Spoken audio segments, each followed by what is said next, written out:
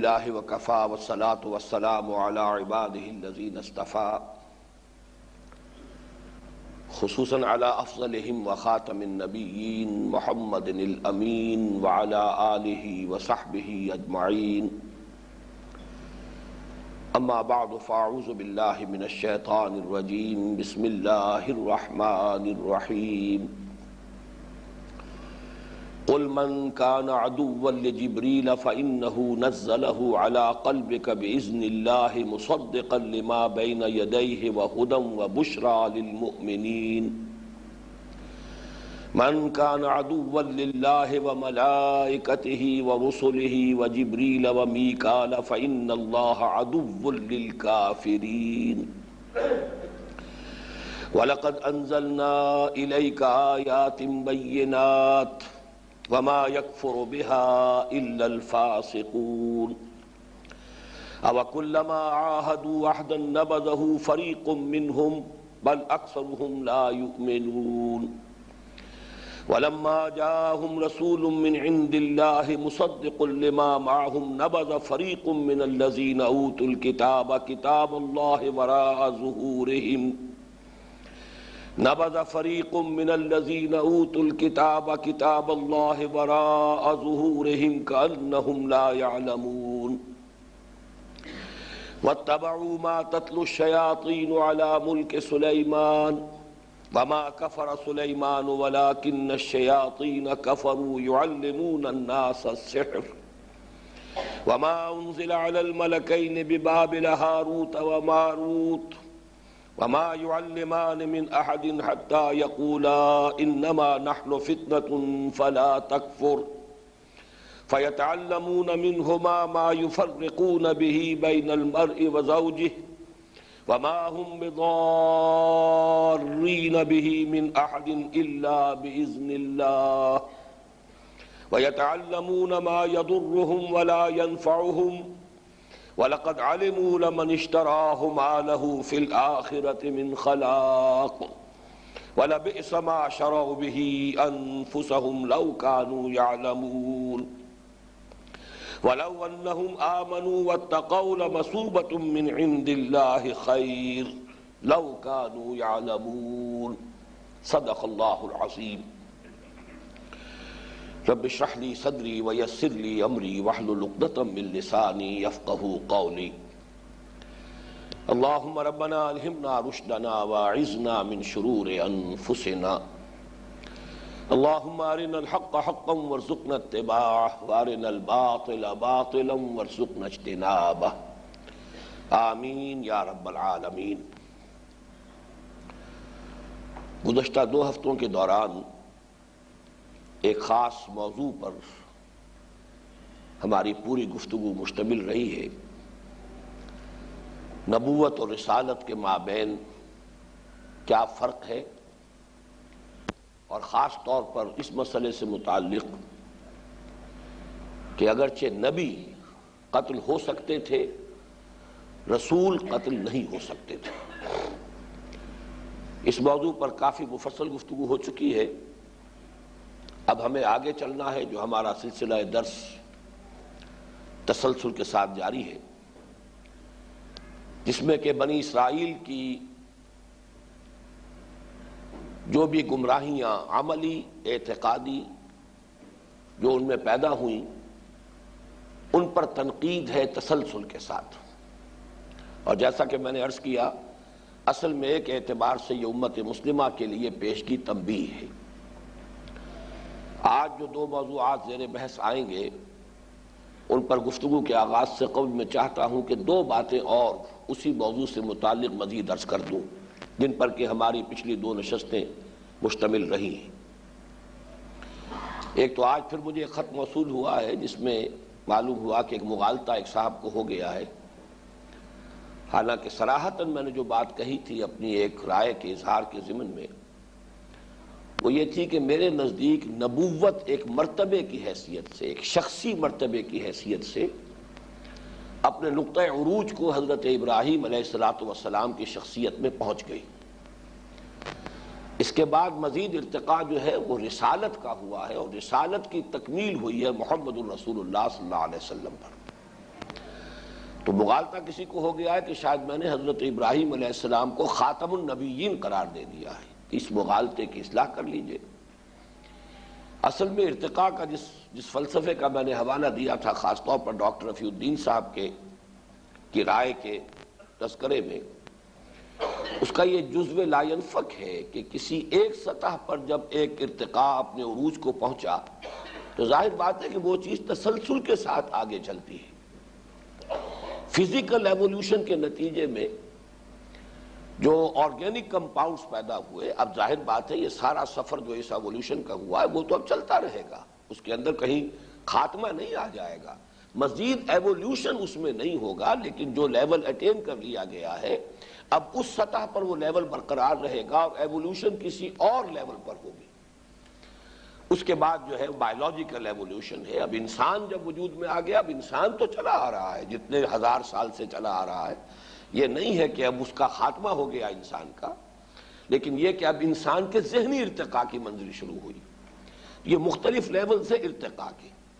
میرے نزدیک نبوت کی تکمیل ہو گئی، یا یوں سمجھئے کہ ایک مرتبہ شخصی کی حیثیت سے اس کا نقطہ عروج حضرت ابراہیم علیہ السلام پر، اب وہ نبوت تو چل رہی ہے، ختم ہوگی محمد الرسول اللہ صلی اللہ علیہ وسلم پر آ کر، خاتم النبیین آ حضور ہیں صلی اللہ علیہ وسلم، لیکن یہ کہ ایک شے ایک ہموار لیول کے اوپر مسلسل جاری ہے۔ البتہ اس کے بعد ارتقاء جو ہوا ہے وہ رسالت میں ہوا ہے، اور رسالت کی تکمیل محمد الرسول اللہ صلی اللہ علیہ وسلم پر ہو گئی، اور آپ پر آ کر نبوت اور رسالت دونوں کا اختتام ہو گیا۔ دوسری بات جو میں نے عرض کی تھی کہ نبوت جو ہے یہ مرتبہ عروج میں ہے اور رسالت مرتبہ نزول میں ہے، وضاحت میں کر چکا ہوں۔ اس کے حوالے سے مناسب معلوم ہوتا ہے کہ اہل تصوف کے حلقے میں ایک بات کہی جاتی ہے، اس بات کے اندر ایک جزوی حقیقت شامل ہے، اگرچہ جس انداز میں وہ بات کہی جاتی ہے وہ بہت گمراہ کن ہے۔ عام طور پر یہ بات کہی جاتی ہے کہ ولایت نبوت سے افضل ہے۔ ہمارے ہاں کے بعض ملن قسم کے صوفی جو ہیں وہ تو خاص طور پر اس کا بڑا چرچا کرتے ہیں کہ ولایت جو ہے وہ ایک اونچا مرتبہ ہے، اونچی منزل ہے، نبوت جو ہے وہ گویا کہ اس سے کم تر ہے، معاذ اللہ۔ اصل میں اس میں جو حقیقت کا ایلیمنٹ ہے وہ یہ ہے،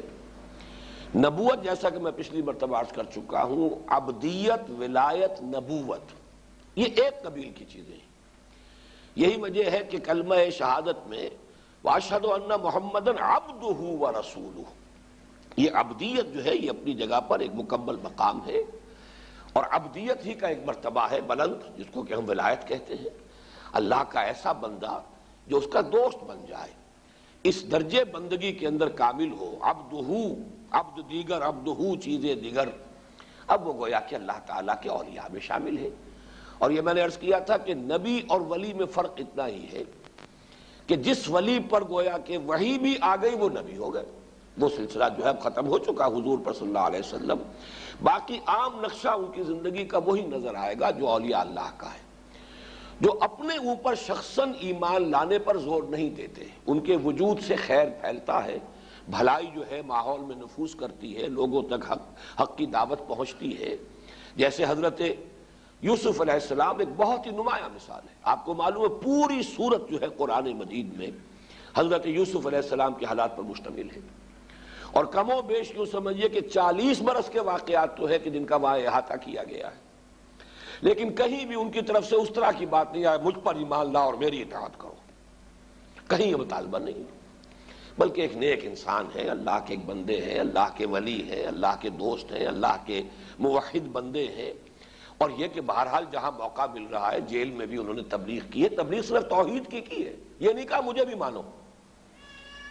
یا صاحبی السجن ارباب متفرقون خیر ام اللہ الواحد القہار، اے میرے زندہ کے ساتھیوں ذرا سوچو، یہ بہت سے معبودوں کو ماننا بہتر ہے یا یہ کہ ایک اللہ جو واحد ہے، قہار ہے، چھایا ہوا ہے، توحید کی تبلیغ ہو رہی۔ اسی طریقے سے دربار میں آئے ہیں تو اپنی وہ جو بھی ایک آپ پر الزام لگا تھا اپنی برات کا اہتمام تو کیا ہے، بادشاہ سے یہ مطالبہ نہیں کیا پہلے مجھ پر ایمان لاؤ، جبکہ رسول کا معاملہ ہوتا سیدھا سیدھا مجھے مانو، ان اعبدوا اللہ واطیعون، اللہ کی بندگی اختیار کرو، میری اطاعت کرو، مجھ پر ایمان لانا لازم ہے۔ تو تو یوں سمجھیے کہ عبدیت، ولایت، نبوت یہ در حقیقت ایک شے ہے، ایک قبیل کی چیز ہے۔ فرق صرف یہ رہ جائے گا کہ جب وحی آتی ہے وہ گویا کہ نبی ہے، وحی نہیں آئی ہے لیکن یہ کہ باقی اپنی شخصیت، اپنے مزاج، اپنی نیکی، اپنی خدا پرستی، اس کے اندر وہ اسی نقشے کے اندر نظر آئیں گے، وہ ولی ہوں گے۔ جبکہ رسالت اصل میں جیسا کہ میں نے عرض کیا وہ ایک منصب ہے، اذهب الى فرعون، جاؤ، اب وہ معین ہوگا۔ تو اصل میں اگر یوں کہا جائے کہ نبوت رسالت سے افضل ہے، وہ بھی کس معنی میں کہ ایک ہی شخصیت ہے جو نبی بھی ہے، رسول بھی ہے، اب اس کے اندر نبوت بھی ہے، رسالت بھی ہے، اس کی شخصیت کا نبوت والا پہلو افضل ہے رسالت والے پہلو سے، وہ ایک مرتبہ ہے، وہ عروج کے درجے میں ہے، جبکہ رسالت کا معاملہ جو ہے وہ نزول کے درجے میں ہے۔ یہ بھی قاعدہ کلیہ کے طور پر نہیں کہ ہر نبی کی نبوت ہر رسول کی رسالت سے افضل ہو، لیکن جو شخص نبی بھی ہے، رسول بھی ہے، اب اس کی شخصیت کے دو پہلو ہیں، نبوت اور رسالت۔ نبوت کا رخ اللہ کی طرف ہے، اللہ کی طرف سے کمیونیکیشن جو ہو رہی ہے، وہی آ رہی ہے، یہ اس کی شخصیت کا نبوت کا پہلو ہے۔ رسالت کا رخ بندوں کی طرف ہے، مخلوق کی طرف ہے، تبلیغ ہو رہی ہے، تعلیم ہو رہی ہے، تلقین ہو رہی ہے، لوگوں کے ساتھ جو ہے وہ ابھی جو ان کے معاملات ہیں وہ بحیثیت رسول ہیں۔ اس حد تک تو بات صحیح ہے کہ نبوت، نبی کی نبوت اس کی رسالت سے افضل ہے، جو میں نے عرض کیا تھا کہ یہ مرتبہ عروج میں ہے اور وہ مرتبہ نزول میں۔ لیکن یہ کہنا کہ ولایت نبوت سے افضل ہے یہ بہت گمراہ کن بات ہے، لیکن یہ کہ ہمارے تصوف کے حلقے میں یہ بات عام طور پر کہی جاتی ہے، تو میں نے یہ چاہا کہ اس سے جو اپنا اختلاف ہے بھی ریکارڈ کرا دوں۔ بھئی یہ تو تھا ہماری گزشتہ دو نشستوں سے میں جو موضوعات زیر بحث آئے اس سے متعلق آخری بات۔ اب آگے چلیے۔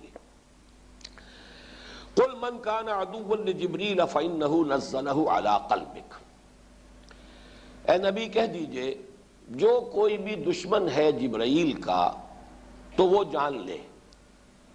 کہ اس نے نازل کیا ہے اس کو، یعنی قرآن کو، اے نبی آپ کے قلب مبارک پر بِإِذْنِ اللہ، اللہ کے اذن سے، اور یہاں اذن کا لفظ جو امر کے معنی میں آیا، اللہ کے حکم سے۔ یہ جو مسئلہ ہے جو یہاں زیر بحث آ رہا ہے کہ یہود کو جبرائیل علیہ السلام سے کوئی قد، کوئی چڑ، کوئی دشمنی تھی، اس کے دو رخ ہیں جو بیان کیے اہل تفسیر نے۔ ایک تو یہ کہ ان کی یہ چڑ یا بعد یہ کچھ قدیم بھی تھا، حضور صلی اللہ علیہ وسلم کی بعثت کے سے قبل سے یہ چلا آ رہا تھا، اور اس کی وجہ کچھ یہ تھی کہ ان کا جو زیادہ قلبی مناسبت تھی وہ حضرت میکائیل کے ساتھ، یہ عقائد ان کے ہاں چلے آ رہے تھے کہ حضرت جبرائیل علیہ السلام وہ تو صرف وحی لانے والے ہیں، اور ظاہر بات ہے کہ وحی تو انبیاء کے پاس آتی ہے، اور وحی سے تو دلچسپی زیادہ انہی لوگوں کی ہوگی کہ جو علم سے، معرفت سے، ہدایت سے اس کی طرف کو رجحان رکھتے ہو، میلان رکھتے ہو۔ حضرت میکائیل کے بارے میں یہ مشہور تھا کہ یہ جو سلسلہ ربوبیت ہے اللہ کا اس دنیا میں، یعنی بارش برسانا، پیداوار، یہ ساری چیزیں، غذا کا اہتمام جو ہے اس زمین میں انسانوں کے لیے، یہ گویا کہ حضرت میکائیل علیہ السلام کے اللہ تعالیٰ کی طرف سے ان کو جو فرائض سپرد کیے گئے ان میں شامل ہے۔ تو ان سے دلچسپی تھی، ان سے زیادہ جو ہے وہ اپنا ایک قلبی لگاؤ رکھتے تھے۔ اب اس پر آگے بڑھ کر بات یہ ہو گئی کہ جب نبوت محمد الرسول اللہ صلی اللہ علیہ وسلم کو عطا ہو گئی، اور یہی وہ شے ہے جو در حقیقت ان کا جو پندار تھا، ان کا جو تکبر تھا، اس پر ایک بہت بڑی ضرب بن کر یہ شے لگی ہے کہ ایک سلسلہ جو ہماری میراث بنا ہوا تھا، چلا آ رہا تھا، حضرت ابراہیم علیہ السلام سے لیجئے یا یہ کہ حضرت یعقوب علیہ السلام سے لے لیجئے، بنی اسرائیل کا سلسلہ، ان کا چونکہ لقب تھا اسرائیل اور یہ انہی کی نسل سے ہیں، انہی کی اولاد ہیں، اس وقت سے لے کر مسلسل وحی اور نبوت کا سلسلہ چلا آ رہا ہے۔ تو گویا کہ انہوں نے سمجھا تھا یہ ہماری جاگیر ہے۔ اب جو جبرائیل حضرت محمد کے پاس لے گئے اس وحی کو، تو در حقیقت یہ ہماری وہ پرانی دشمنی اور ہمارے ساتھ جو قد ہے اس کی وجہ سے انہوں نے یہ منتقل کر دی ہے، گویا کہ اس کو وہ اللہ کی طرح منسوب کرنے کی بجائے حضرت جبرائیل کی طرح منسوب کر رہے تھے کہ یہ ہمارے ساتھ جو ہے وہ سوتیلا سلوک جو کیا ہے وہ جبرائیل نے کیا ہے، اور اس کی وجہ سے وہ حضرت جبرائیل علیہ السلام کی شان میں گستاخیاں کرنے لگے تھے۔ تو گویا کہ تذکرہ اس کا ہو رہا، اور اس حوالے سے ایک بات جو ہے اگرچہ بڑی عجیب سی لگتی ہے کہ یہ بات کیسے کسی مذہبی مزاج کے لوگوں نے یہ کیسے گمان کیا ہوگا کہ حضرت جبرائیل علیہ السلام نے اپنی مرضی سے اپنے اختیار سے وحی کا رخ موڑ دیا، اور وہ وحی کہ جو آنی چاہیے تھی کسی یہود کے علماء میں سے کسی شخص کی طرف، وہ محمد صلی اللہ علیہ وسلم امیین میں سے ان میں سے ایک شخص کے اوپر وہ نازل کر دی۔ لیکن یہ کہ خود مسلمانوں کی تاریخ میں اس کی ایک نظیر موجود ہے۔ روافض کا ایک فرقہ، خاص طور پر شیخ احمد سرہندی رحمۃ اللہ علیہ نے اس کا تذکرہ کیا ہے کہ اہل تشیع میں ایک فرقہ غرابیہ مشہور رہا ہے، اور ان کا عقیدہ یہ تھا کہ اصل میں قرآن مجید کی وحی حضرت علی کے لیے بھیجی گئی تھی، یہ جبرائیل سے غلطی ہوئی ہے، خطا ہوئی ہے، اس لیے کہ اس قدر مشابہ ہیں حضور اور حضرت علی اپنی شخصیت کے اعتبار سے، انہیں دھوکہ لگ گیا، ٹھوکر لگ گئی، خطا ہو گئی، اور وہ بجائے اس کے کہ حضور پر یہ وحی منتقل کرتے، نازل کرتے، اور حضرت علی پر کرتے، حضور پر منتقل کر دی۔ یہ سلسلہ ان کے ہاں غرابیہ کہلاتا ہے، کہ جیسے کوے جو ہوں ایک دوسرے سے بہت مشابہ ہوتے ہیں، غراب، پہچان بڑی مشکل ہے، اسی طریقے سے حضور اور حضرت علی ایک دوسرے سے اتنے مشابہ ہیں جتنے کا جیسے کہ کوے باہم ایک دوسرے سے مشابہ ہوتے ہیں۔ تو بس ٹھوکر لگ گئی، غلطی لگ گئی، بجائے علی کے محمد صلی اللہ علیہ وسلم پر وحی نازل کر دی۔ یہ فرقہ ان کے ہاں غرابیہ کہلاتا ہے۔ اس میں ایک بات جو ہے وہ ذرا میں چاہتا ہوں کہ وضاحت ہو جائے کہ کیسے حماقت کی بات ہے یہ کہ حضرت علی کی عمر رضی اللہ تعالیٰ عنہ اس وقت 13 برس یا اور اس سے بھی کم، اور حضور کی عمر اس وقت 40 برس، یہ مشابہت کیسے ہو گئی؟ تو اصل میں یہ بات یوں سمجھ میں آ سکتی ہے، ان کی بات سمجھانے کے لیے کہہ رہا ہوں کہ وحی کا نزول جو ہے در حقیقت وہ قلب پر ہوتا ہے، جیسا کہ یہاں بھی ہے علی قلبک، وحی کی ریسیپینٹ وحی ہوتی، روح ہوتی ہے، نہ کہ جسم۔ جسمانی شخصیت کا فرق اور تفاوت اور ہے۔ عالم ارواح میں جو ارواح ہے، روح محمدی اور روح علی علیہ الصلوۃ والسلام و رضی اللہ تعالی عنہ، ان کا معاملہ جو ہے ارواح کا معاملہ، تو یہ گویا کہ اگر ان میں سے کسی کا یہ خیال ہو تو یہ اعتراض جو ظاہری سا ان کے اس خیال پر آتا ہے، اس کے بارے میں یہ جواب ان کی طرف سے ہو سکتا ہے کہ چونکہ یہ تو ارواح کا معاملہ ہے، ارواح کی مشابہت ہو سکتی ہے۔ ارواح تو آپ کو معلوم ہے کہ ایک وقت میں پیدا کی گئی تھی، ارواح تو سب کے سب ہم عمر ہے۔ وہ تو جب شروع میں ابھی تمام ارواح کی تخلیق ہوئی ہے عالم ارواح میں، اور ہم سب کے سب موجود تھے، حضرت آدم اور میرے درمیان چاہے 10,000 سال کا فصل ہو، لیکن میں اس وقت حضرت آدم کی روح بھی موجود تھی، میری روح بھی موجود تھی، تو روحیں تو اس اعتبار سے ہم عمر ہے۔ تو یہ ایک ان کی بات کو سمجھانے کے لیے میں نے وضاحت کر دی ہے کہ وحی کا معاملہ در حقیقت متعلق جو ہے وہ جسم سے یا ان کانوں سے نہیں ہے،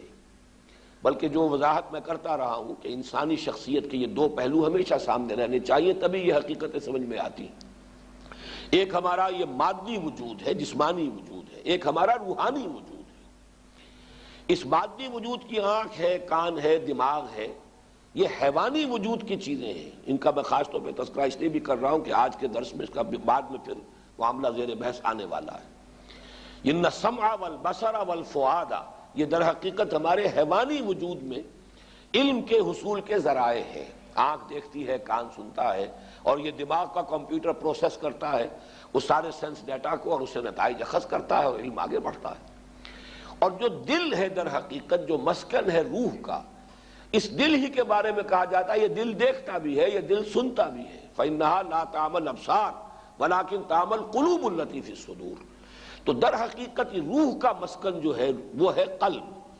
اور وہی براہ راست قلب پر نازل ہوتی ہے، اس کا کوئی تعلق جو ہے ان آنکھوں سے، ان کانوں سے نہیں ہے، بلکہ در حقیقت یہ جیسا کہ میں نے اس سے پہلے بارہ عرض کیا ہے کہ وہ جگر کا شعر بڑا پیارا ہے، اپلیکیبل ہے یہاں، کہ نغمہ وہی ہے نغمہ کہ جس کو روح سنے اور روح سنائے۔ یہ وہی وہ نغمہ ہے جسے الروح الامین، روح القدس جبرائیل اس نے سنایا ہے، اور روح محمدی نے سنا ہے صلی اللہ علیہ وسلم۔ نغمہ وہی ہے نغمہ کہ جس کو روح سنے اور روح سنائے۔ بہرحال یہاں ان کے اس مغالطے کا یا ان کی اس گمراہی کا یہاں پر اس کی نفی کی جا رہی ہے۔ قُلْ مَنْ كَانَ عَدُوًّا لِجِبْرِيلَ فَإِنَّهُ نَزَّلَهُ عَلَىٰ قَلْبِكَ بِإِذْنِ اللَّهِ۔ فرشتوں کے بارے میں قرآن مجید نے جو ہمیں حقائق تلقین کیے ہیں وہ یہ ہے کہ اگرچہ بہت بلند مرتبہ مخلوق ہے، اللہ سے بہت قرب رکھنے والے ہیں، نوری الاصل ہے، قرآن مجید میں تو تذکرہ نہیں، حدیث موجود ہے مسلم شریف میں حضرت عائشہ صدیقہ سے رضی اللہ تعالی عنہ کہ اللہ تعالیٰ نے ملائکہ کی تخلیق نور سے فرمائی، تو قرب بھی رکھتے ہیں، پھر ان میں طبقات ہیں، اور طبقہ اول جو ہے ان میں حضرت جبرائیل علیہ السلام بلند ترین مقام پر فائز ہیں اس حوالے سے۔ لیکن اس سب کے باوجود کرتے وہی کچھ ہے جس کا حکم ملتا، یفعلون ما یؤمرون، جو حکم ملے وہ اپنے اختیار سے کوئی کام نہیں کرتے، بلکہ یہ کہ اللہ تعالیٰ کی طرف سے جو حکم ملتا ہے، جس کے لیے بہترین تعبیر جو ہے جامع ترین تعبیر کی گئی ہے سورہ مریم میں، کہ حضور صلی اللہ علیہ وسلم نے شکوہ کیا حضرت جبرائیل سے کہ آپ ذرا زیادہ لمبا وقفہ کر دیتے ہیں، میرا اشتیاق جو ہے میں انتظار میں رہتا ہوں، آپ دیر لگا کر آتے ہیں۔ تو اس پر جو جواب دیا گیا وَمَا نَتَنَزَّلُ إِلَّا بِأَمْرِ رَبِّكَ، ہم نازل نہیں ہو سکتے مگر آپ کے رب کے حکم سے، لَهُ مَا بَيْنَ أَيْدِينَا وَمَا خَلْفَنَا وَمَا بَيْنَ ذَلِكَ، جو کچھ ہمارے سامنے ہے اس کا اختیار بھی اللہ ہی کے ہاتھ میں ہے، جو کچھ ہمارے پیچھے ہے اس کا اختیار بھی اللہ کے ہاتھ میں ہے، اور جو ان دونوں کے مابین ہے یعنی ہمارا وجود، اب ظاہر بات ہے میرے سامنے میرے پیچھے، اور جو ان دونوں کے مابین ہے وہ میرا وجود ہے، ہمارا وجود بالکل یہ اللہ تعالیٰ کے اختیار میں ہے، ہم اپنی مرضی سے اپنے ارادے سے نازل نہیں ہو سکتے، یہ تو اللہ کا حکم ہے۔ بس یہی وہ چیز ہے در حقیقت کہ جو توحید اور شرک کے مابین امتیاز قائم کرتی ہے، ورنہ یہی ایمان بالملائکہ ہی کی بگڑی ہوئی شکل ہے دنیا میں۔ یہ دیوتاؤں دیویوں کا جو تصور ہے، یہ پہاڑوں کا دیوتا ہے، یہ جل کا دیوتا ہے، یہ آگ کا اگنی دیوی ہے، یا اور دیوتا ہے، تو ہم بھی مانتے ہیں کہ اللہ تعالیٰ کے فرشتے ہیں، معمور ہیں، جیسے کہ اس میں جو طائف کا سفر ہے اس کے ضمن میں آتا ہے کہ ملک الجبال حضور کی خدمت میں بھیجا گیا کہ میں ملک الجبال ہوں، ان پہاڑوں کے اوپر اللہ تعالیٰ نے میری ذمہ داری لگائی ہوئی ہے، اور مجھے اللہ نے بھیجا ہے آپ کے پاس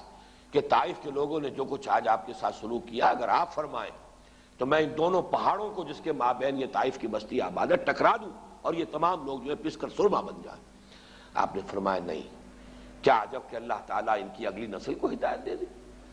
تو یہ ملک الجبال، اب ملک الجبال کے بارے میں اگر ذرا سا یہ تصور ہو جائے کہ اسے کوئی اختیار بھی حاصل ہے کہ اپنی مرضی سے جو چاہے کرے، بس یہی وہ شرک، توحید ختم، شرک شروع، اب وہ فرشتہ نہیں رہے گا، وہ دیوتا ہو جائے گا۔ تو دیویوں دیوتاؤں میں اور فرشتوں میں فرق اتنا ہی ہے،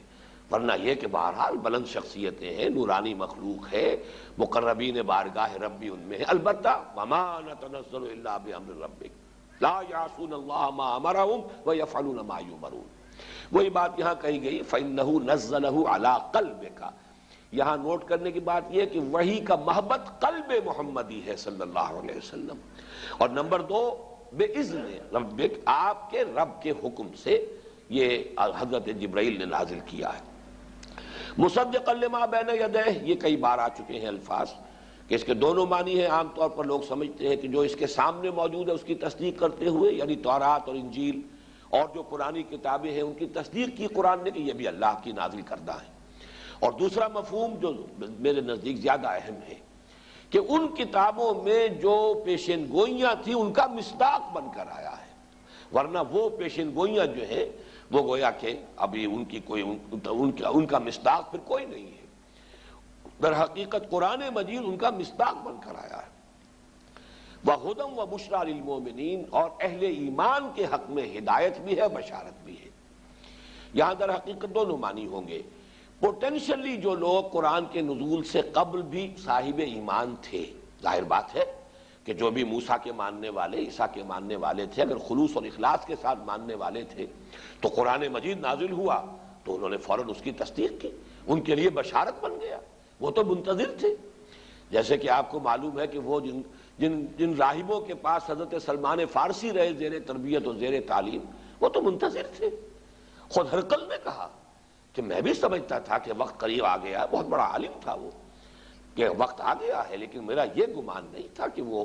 جو ہے صحرائے عرب میں اس نبی آخر الزماں کا ظہور ہونے والا ہے۔ تو جو بھی سچے تھے تو وہ تو گویا کہ منتظر تھے، ان کے لیے بشارت بن گئی، ان کے لیے ہدایت بن گئی۔ اس راہب کی بات جو ہے حضرت سلمان فارسی کے لیے ذریعہ ہدایت بن گئی، حضور کے قدموں تک پہنچانے کا ذریعہ بن گئی۔ پھر یہ کہ اب جو ایمان لے آئے ہیں ان کے لیے قرآن مجید مسلسل پے ہم ان کے لیے بشارت ہے، ان کے لیے ہدایت ہے، رہنمائی ہے، قدم قدم پر سبق راستہ دکھانے والا ہے۔ من کان عدوا للہ وملائکتہ ورسلہ وجبریل ومیکال فإن اللہ عدو للکافرین،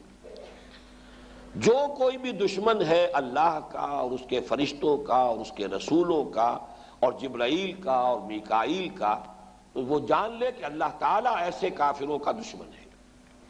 اس کا حاصل کیا ہے کہ در حقیقت یہ سب ایک آرگینک ہول بنتے ہیں، ایک وحدت ہے، انڈیویزیبل، انہیں تقسیم نہیں کر سکتے۔ لا نفرق بین احد من رسلہ، ایک رسول کا انکار تمام رسولوں کا انکار ہے۔ اللہ کی ایک صفت کا انکار گویا کہ اللہ کا انکار ہے۔ اللہ کے فرشتوں میں سے کسی ایک کا انکار، کسی ایک سے عداوت، گویا کہ سب کے ساتھ عداوت ہے۔ یہ سب کے سب در حقیقت ایک وحدت بنتے ہیں، ناقابل تقسیم وحدت، اللہ اور اس کے رسول۔ اور چونکہ خاص طور پر یہ رسول کا لفظ جو یہاں پر آیا ذو معنیین ہے، اس لیے کہ فرشتے جو ہیں وہ اللہ کے رسول بھی بنتے ہیں۔ اللہ یصطفی من الملائکۃ رسلا ومن الناس، اللہ تعالیٰ پسند فرما لیتا ہے فرشتوں میں سے بھی اپنے پیغامبر اور ایلچی، اور انسانوں میں سے بھی۔ کتنے بے شمار فرشتے ہیں جن میں سے حضرت جبرائیل کو چنا ہے علیہ الصلوۃ والسلام، اور ادھر انسانوں میں سے محمد رسول اللہ مصطفیٰ ہیں، مجتبیٰ ہیں صلی اللہ علیہ وسلم۔ تو ایک ملک ہے، رسول ملک، اور ایک رسول بشر ہے، اور رسالت کا جو لنک ہے، رسالت کی چین ان دو لنکس پر مشتمل ہے۔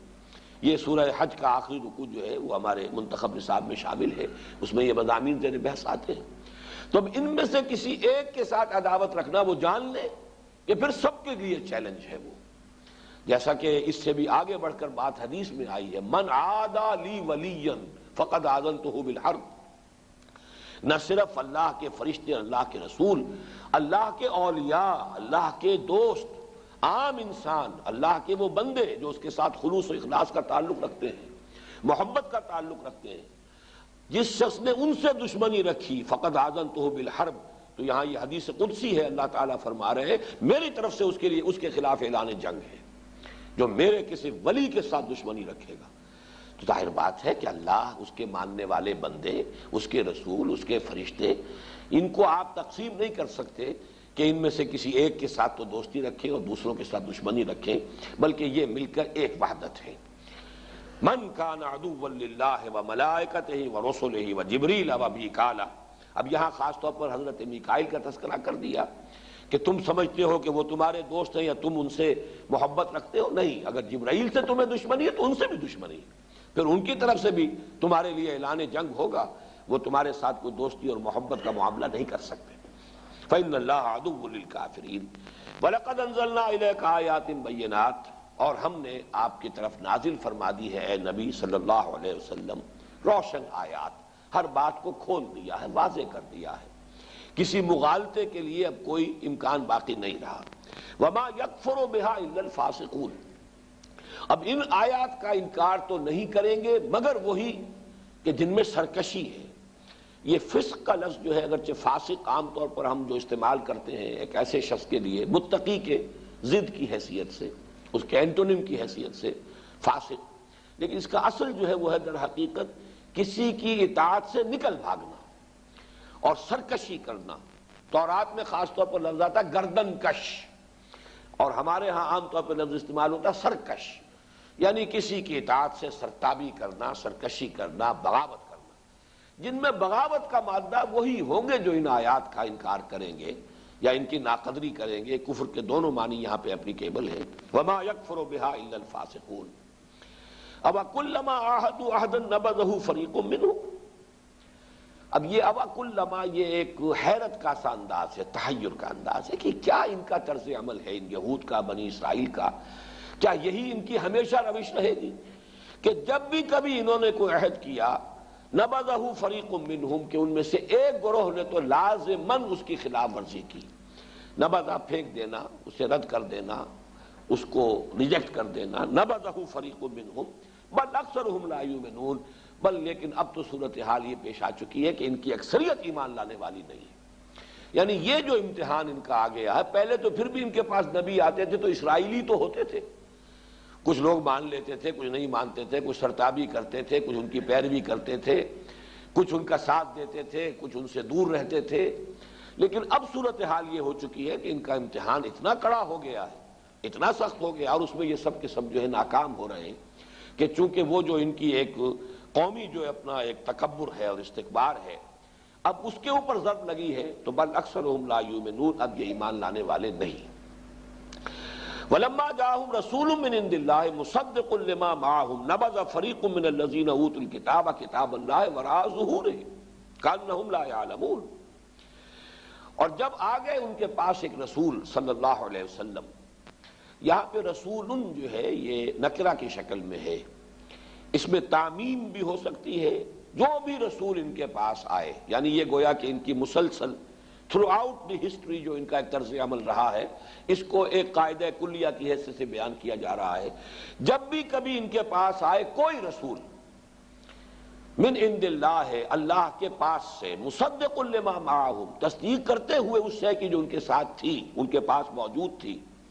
نبذ فریق من الذین اوتوا الکتاب کتاب اللہ وراء ظہورہم، تو جن لوگوں کو کتاب دی گئی تھی ان میں سے ایک گروہ نے تو اس کتاب کو اپنی پیٹھوں کے پیچھے پھینک دیا، کأنہم لا یعلمون، جیسا کہ اسے جانتے ہی نہیں، سرے سے کوئی سروکار ہی نہیں۔ گویا کہ ایک تو ان کا طرز عمل وہ ہے کہ جو تھرو آؤٹ ہسٹری رہا انبیاء کے ساتھ، وہ تو یہ ہے کہ اب آپ اولڈ ٹیسٹمنٹ کا اگر مطالعہ کریں، تمام نبیوں کا معاملہ یہ رہا ہے کہ جیسے ایک مسلسل کشاکش ان کے اور بنی اسرائیل کے درمیان جاری ہے، ان کی تنقیدیں، انہوں نے جس جس طریقے سے لعن طعن کیا بنی اسرائیل پر، وہ جو ہے تورات اگر آپ پڑھیں تمام انبیاء کے صحیفے تو وہ اس کے لیے بڑی تفاصیل اس میں موجود ہیں کہ انہوں نے پوری تاریخ کے دوران، یہ کہ کچھ لوگ مان بھی لیتے تھے لیکن کم، بڑی گردن کش قوم اور سرکش قوم، اور ان کا معاملہ جو ہے تقریباً تمام انبیاء کے ساتھ یہی رہا۔ اگر یہاں تعمیم ہو، عموم نکرہ سے لیا جائے تو یہاں پر رسول جو ہے بمعنی انبیاء ہوگا۔ دوسری رائے یہ ہے کہ یہاں پر در حقیقت حضور مراد ہے صلی اللہ علیہ وسلم،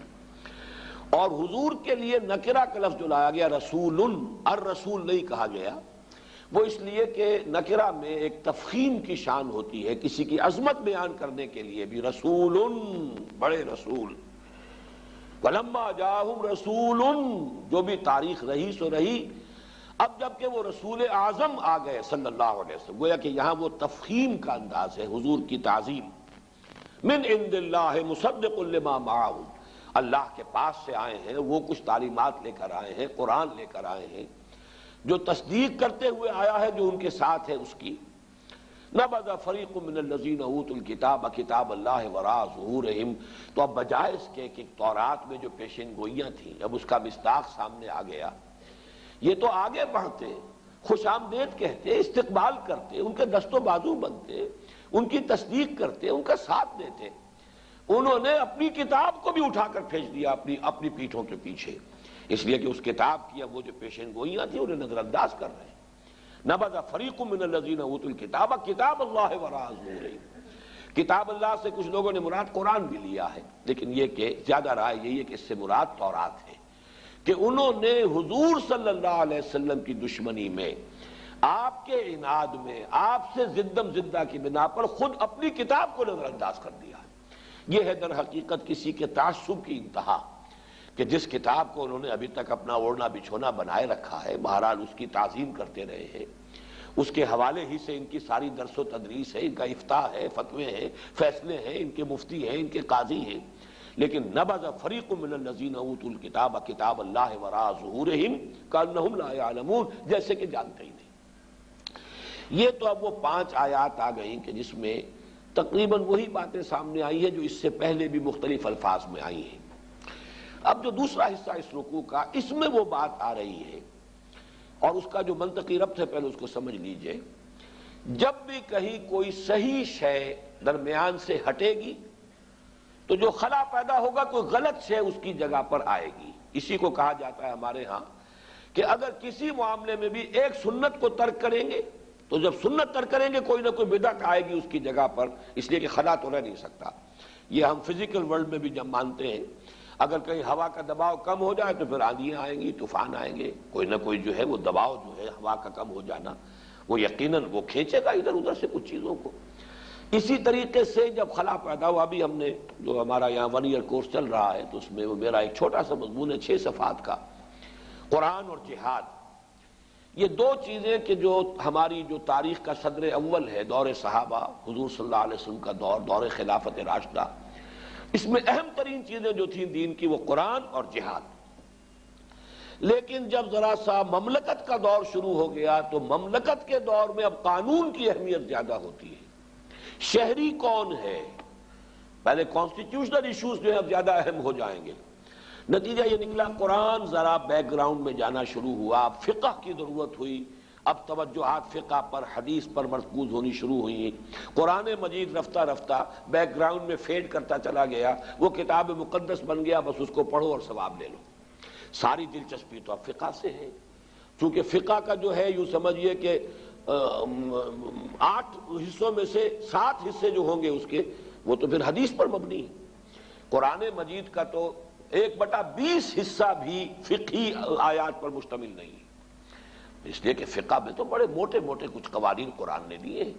باقی تفاصیل تو اس کی حدیث سے ملیں گی۔ پھر اس میں اجتہاد ہوا ہے، اجتہاد اور قیاس سے اس کے بعد جو بھی اجماع ہوا، مختلف چیزیں ہیں۔ تو گویا کہ جہاں تک فقہ کا تعلق ہے اس کے ادلہ اربعہ کہلاتی ہیں، قرآن، سنت، اجماع، قیاس۔ ان 4 میں سے ایک قرآن ہے نا، یکے از ادلہ اربعہ۔ اس کا منطقی نتیجہ یہ نکلا کہ توجہات جیسے جیسے حکومت اور ریاست اور مملکت کے معاملات کی اہمیت زیادہ ہوتی چلی گئی تو زیادہ توجہ حدیث اور فقہ پر ہو گئی، قرآن کی اہمیت کم ہو گئی۔ اب بہرحال جب وہ اہمیت کم ہوگی تو اس کے کچھ نہ کچھ نتائج نکلے، میں تفصیل میں نہیں جا سکتا، وہ مضمون شامل ہے میری کتاب میں، دعوت رجوع القرآن کا منظر اور پس منظر، اس کا آپ مطالعہ کر سکتے ہیں۔ اسی طریقے سے یہ سمجھیے کہ جب دین کی اصل حقیقت جو ہے وہ کمزور پڑے گی، اس سے ذہنی رشتہ کمزور پڑے گا، دلی لگاؤ کم ہو جائے گا، تو کچھ اور چیزیں آئیں گی جو اس خلا کو پر کریں گی۔ وہ کیا چیزیں تھیں جو تاریخ بنی اسرائیل میں آئیں؟ وہ تھے اب سفلی اعمال، ٹونے ٹوٹکے، جادو، عملیات، ان کے نتیجے، اس کے ذریعے سے کچھ چیزیں حاصل کرنے کی کوشش کرنا، یہ گویا کہ پرورشن، دین کی پرورشن ہے۔ یہ وہ آکلٹ سائنسز جو ان کے ہاں پھر شروع ہوئی، ان کی دلچسپیاں ان چیزوں کے ساتھ ہوتی چلی گئیں۔ یہاں اب بقیہ جو حصہ ہے، اگرچہ یہ بہت طویل آیت ہے جو آ رہی ہے پہلی، لیکن بہرحال اس میں 2 آیتوں پر ہی بقیہ رکوع مشتمل ہے، جس میں سے پہلی آیت بہت طویل ہے۔ یہ ہے وہ شے پھر جو خود ہمارے ہاں بھی آپ دیکھیں گے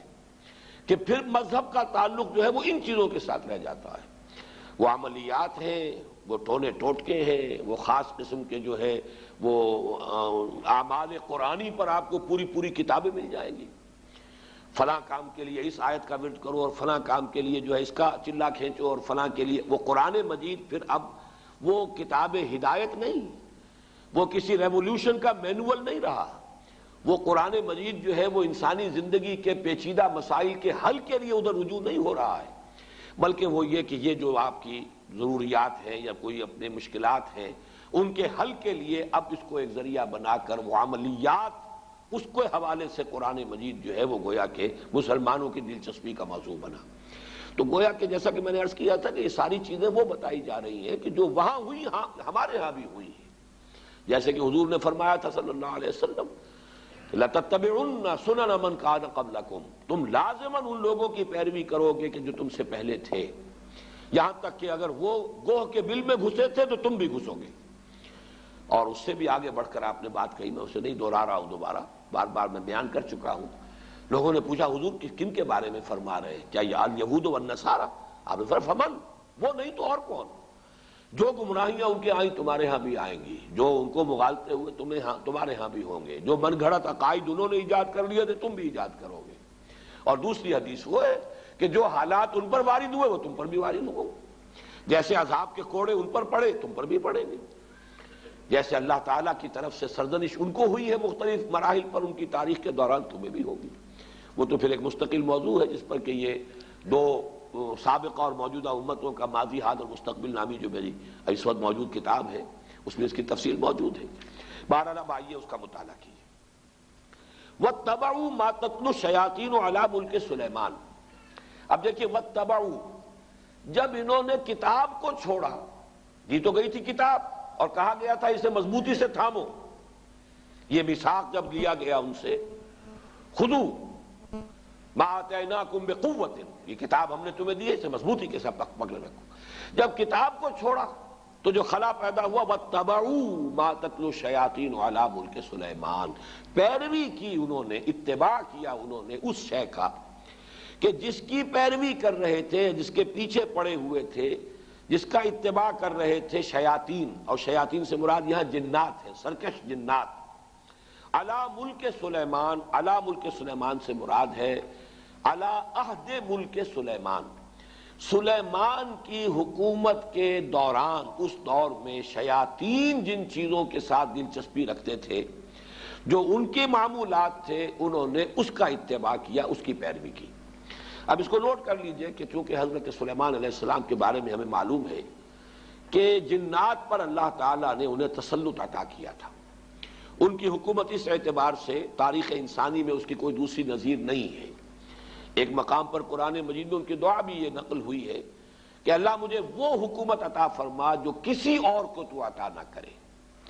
اللہ تعالیٰ نے ان کی دعا قبول کی ہے۔ تو جہاں تک تو ملکی تعلق ہے، دنیا کی عام سلطنت کے اعتبار سے ان کی سلطنت کو بہت بڑی سلطنت نہیں تھی، ان کی سلطنت کے حدود یہی تھے، دریائے نیل سے لے کر دریائے فرات تک، اور اسی کو یہ لوگ اسی لیے کہتے ہیں کہ ہماری میراث ہے، یہ گریٹر اسرائیل جو ہے وہ نائل ٹو یوفریٹ، یہ ہے ہمارا، یہ علاقہ ہے، یہ ہماری میراث ہے، یہ یہاں پر گریٹر اسرائیل قائم کر کے رہیں گے۔ تو حضرت سلیمان علیہ السلام کی حدود مملکت تو کوئی ایسی لمبی چوڑی نہیں، دنیا میں اس سے بڑی بڑی سلطنتیں رہی ہیں، رومن امپائر اس سے کہیں بڑی رہی ہے، خود مسلمانوں کی سلطنت جو ہے وہ اس کا 20 گنا سلطنت جو ہے وہ تو حضرت عثمان کے زمانے میں ہو گئی تھی رضی اللہ تعالیٰ عنہ۔ اسی طریقے سے یہ سلطنت عثمانیہ جو آٹومان امپائر وہ کہیں بڑی تھی،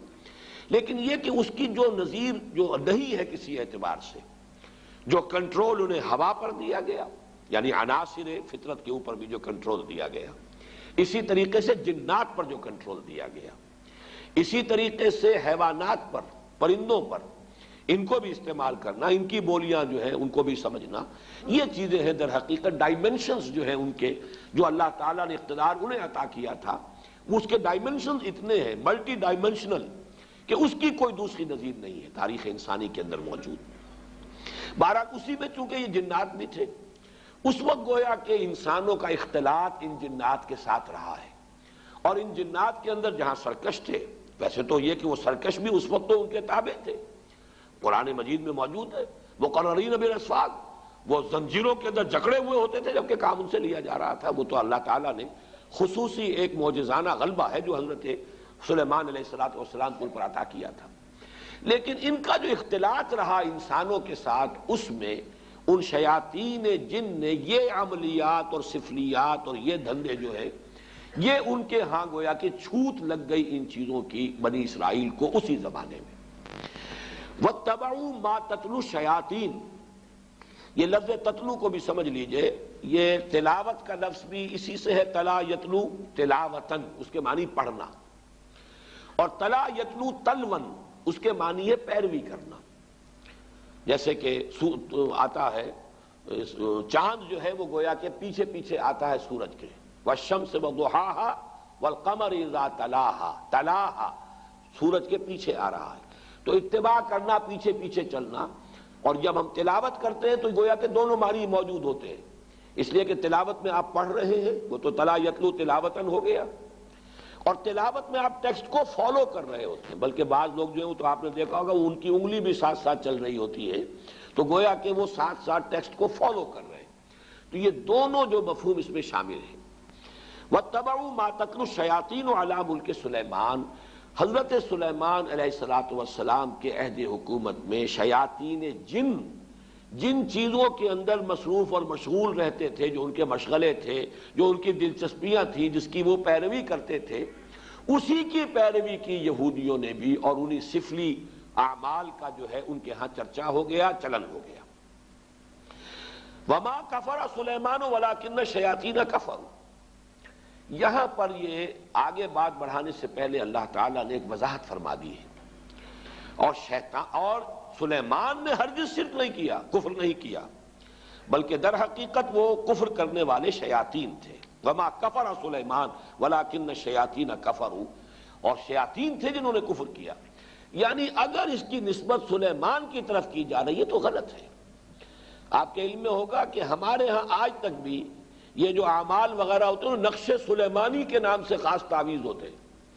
یہ وہی روایت چلی آ رہی ہے، حضرت سلیمان علیہ السلام کی طرف منسوب کیا انہوں نے، اور یہودیوں نے خاص طور پر بڑا بڑا ان کے اوپر الزام لگائے ہیں حضرت سلیمان علیہ السلام پر، اور ان کو جادوگر قرار دیا ہے۔ چنانچہ میں یہاں پہ آپ کو مولانا عبد الماجد دریابادی نے جو حوالے دیے ہیں، سلاطین جو ایک یعنی جو چیپٹر ہے تورات کا، اس میں حضرت سلیمان کے بارے میں یہ الفاظ موجود ہیں، اور جب سلیمان بوڑھا ہوا تو اس کی جوروؤں نے اس کے دل کو غیر معبودوں کی طرف مائل کر دیا، اور اس کا دل اپنے خدا کی طرف سے کامل نہ تھا۔ یہ بات حضرت سلیمان کے بارے میں تورات کہہ رہی ہے، معاذ اللہ۔ قرآن مجید میں آپ دیکھیں گے اکثر و بیشتر ایسے جب جملے آ جاتے ہیں کہ جیسے کہ بات چلتے چلتے اچانک ایک بات اللہ تعالیٰ فرما دیتے ہیں، اور اس وقت وہ آدمی کو اگر معلوم نہ ہو تو حیران بھی ہوتا ہے کہ اس بات کے کہنے کی یہاں چندہ ضرورت نہیں تھی۔ جیسے سورہ قاف میں ہے، ہم نے آسمان اور زمین اور جو کچھ ان کے مابین ہے 6 دنوں میں پیدا کیا، وَمَا مَسَّنَا مِن لُغُوبٍ، اور ہمیں کوئی تکان نہیں طاری ہوئی، ہم پر کوئی تکان طاری نہیں ہوئی۔ مسلمان اس کو پڑھتے ہوئے حیران ہو جائے گا کہ کون شخص ہوگا جو یہ گمان کر سکتا ہے کہ اللہ کو تکان بھی لاحق ہو سکتی ہے۔ تو ایسی بات کی تردید کی ضرورت کیا ہے؟ یہ بات کھلتی کب ہے؟ جب آپ تورات پڑھیں، وہاں لکھا ہوا ہے کہ اللہ تعالیٰ نے آسمان اور زمین 6 دن میں پیدا کیے اور 7ویں دن آرام کیا۔ اب یہ جو آرام کا تصور ہے، یہی ہے در حقیقت ویکینڈ جو چلا آ رہا ہے ان کے ہاں، کہ 6 دن کام کرو 1 دن آرام کرو۔ یہ تصور پوری مغربی تہذیب کا ویکینڈ کا تصور یہ ہے کہ اللہ نے بھی آسمان اور زمین 6 دن میں پیدا کیے اور پھر 7ویں دن جو ہے اس نے آرام کیا، گویا کہ تکان لائق ہوئی۔ وہاں پر اب وہ چلتے چلتے وَلَقَدْ خَلَقْنَا السَّمَاوَاتِ وَالْأَرْضَ وَمَا بَيْنَهُمَا فِي 6 أَيَّامٍ وَمَا مَسَّنَا مِن لُغُوبٍ، ہمیں کوئی تکان طاری نہیں ہوئی۔ اسی طرح کا معاملہ یہاں ہے کہ چونکہ تورات کے مرتبین نے یہ سب کچھ کیا ہے،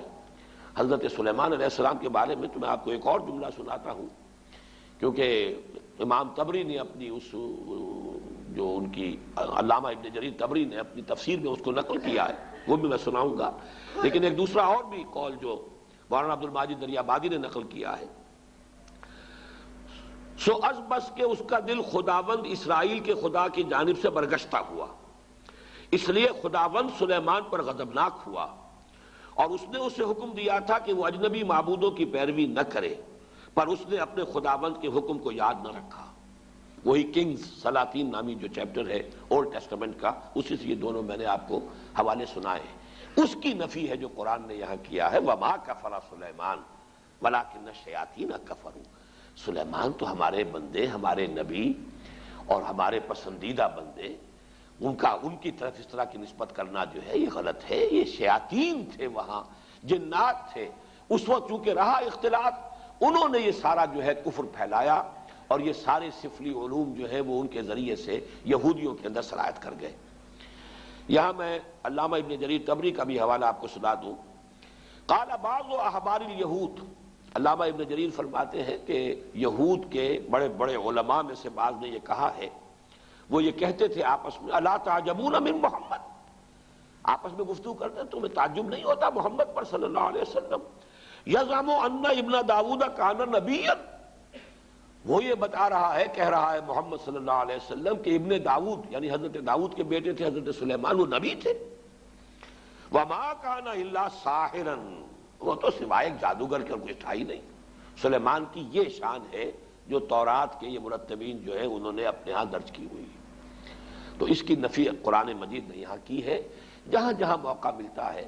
جو بھی پردے ڈال دیے گئے تھے انبیاء کی سیرت و کردار پر، یا داغدار کر دیا گیا تھا، قرآن مجید نے ان داغوں کو دھبوں کو دھویا ہے، اور اس کا بھی ایک خاص سبب تھا اصل میں، کیوں بنی اسرائیل نے اپنے انبیاء کی سیرتوں کو داغدار کیا، اس کا سبب بھی سمجھ لیجئے۔ دیوانہ بکار خیش ہوشیار یہ بغیر کسی سبب اور بغیر کسی مقصد کے نہیں تھا۔ جب ان کے علماء کے اندر اخلاقی زوال آیا، انحطاط آیا، اب لوگ ان پر انگلیاں اٹھاتے تھے کہ تم اتنے بڑے عالم ہو کر، اتنے بڑے مذہبی رہنما ہو کر، یہ تمہاری حرکت۔ انہوں نے اپنے دفاع میں نبیوں کے اوپر اس طرح کے چھینٹے اڑا کر کہ یہ تو ہوتا ہی ہے، جب نبی ایسے تھے تو اگر ہمارے ذریعے سے کچھ ہو گیا تو کون سی بڑی بات ہو گئی، ہم تو پھر نبی بھی نہیں ہیں۔ یہ اپنے آپ کو بچانے کے لیے در حقیقت، اور یہ اس کی مثالیں اور بھی تاریخ میں آپ کو ملیں گی، میں زیادہ تفصیل میں اس وقت نہیں جانا چاہتا،